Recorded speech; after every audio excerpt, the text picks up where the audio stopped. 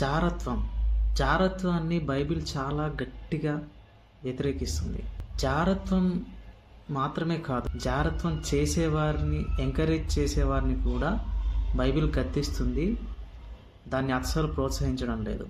1 కొరింథీ 5వ అధ్యాయంలో పౌలు గారు కొరింథీ సంఘానికి రాస్తూ అంటాడు, మీలో జారత్వం కలదు, ఆ జారత్వం చేసేవాటిని మీరు వెలివేయకుండా మీ సంఘంలోనే ఉంచుకుంటున్నారు, దాని ద్వారా మీరు ఏం సందేశం ఇస్తున్నారు సమాజానికి అన్నట్లుగా పౌలు గారు చాలా గట్టిగానే గద్దిస్తాడు కొరింథీ సంఘాన్ని.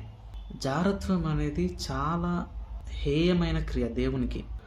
అలా నువ్వు జారత్వంలో ఉంటూ కూడా ఇంకా పరలోకానికి వెళ్తాను అని చెప్పి నువ్వు అనుకుంటున్నట్లయితే అది అస్సలు జరగదు.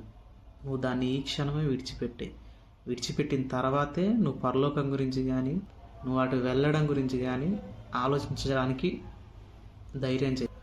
ఆ జారత్వాన్ని మనలో నుంచి తీసేయాలి. తీసేస్తేనే మనం దేవుడి దగ్గరికి వెళ్ళగలుగుతాం. అది వెరీ క్లియర్. అది మార్చుకుంటారని ఆశిస్తున్నాను. Thank you very much.